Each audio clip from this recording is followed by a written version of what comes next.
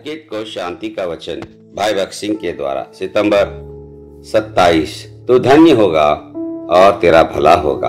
भजन संहिता 128 का 2 पद। एफिसियों 5 का 17 से 31 पद में हमें सुखी वैवाहिक जीवन या एक सुखी घर के 7 रहस्य दिया गया है।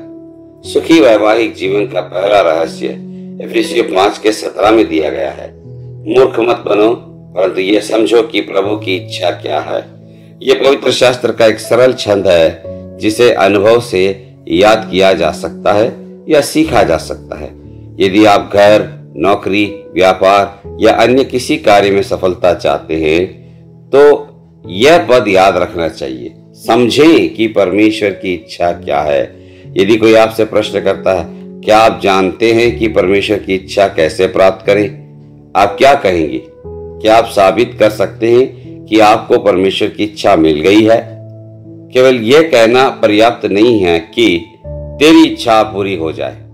परमेश्वर का वचन कहता है आपको समझना होगा कि परमेश्वर की इच्छा क्या है। इसीलिए हमारे पास पवित्र आत्मा का वरदान होना चाहिए जो हमें परमेश्वर की इच्छा को खोजने में सहयोग करता है। अन्यथा हम अपना पैसा और ऊर्जा व्यर्थ चीजों में बर्बाद कर देंगे। 1932 में कई बार मैंने अपना समय, ऊर्जा और पैसा शर्मनाक चीजों पर बर्बाद किया, लेकिन परमेश्वर का आभारी हूं।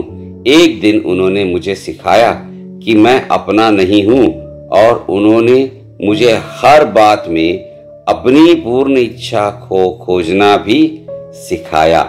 हमें रोमियो 8 के 14 में बताया गया है हम परमेश्वर की इच्छा को कैसे पा सकते हैं, क्योंकि जितने परमेश्वर की आत्मा के चलाए चलते हैं वे परमेश्वर के पुत्र हैं। पवित्र आत्मा को हम में वास करने देना चाहिए। पवित्र आत्मा हम में वास करने के लिए हमें शुद्ध और पवित्र होना चाहिए। परमेश्वर पवित्र है। वह कहता है पवित्र बनो क्योंकि मैं पवित्र हूँ। पहला पत्रस 1 अध्याय 16 पद में।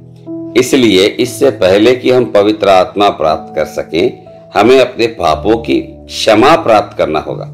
जब लोग हमारे पास आते हैं और हमें उनके विवाह की व्यवस्था करने में सहायता करने के लिए कहते हैं, हमारा पहला प्रश्न यह है, क्या आपके पाप क्षमा किए गए हैं?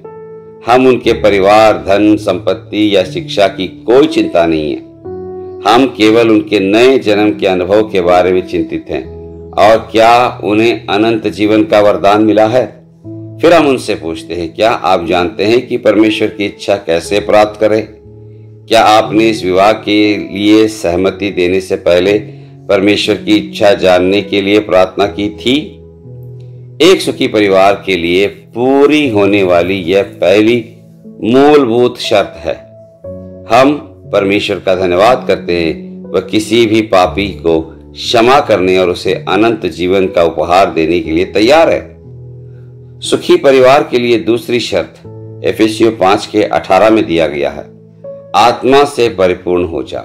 एक सुखी परिवार के लिए आपको न केवल विवाह के लिए बल्कि अपने जीवन के प्रत्येक चरण के लिए भी आत्मा की अगुवाई के लिए तैयार रहना चाहिए। सभी बातों में आपको आत्मा के नेतृत्व में चलना चाहिए। भले मनुष्य की चाल यहोवा की ओर से होती है और वह उसके चाल चलन से प्रसन्न होता है। भजन संहिता 37 का 23 पद।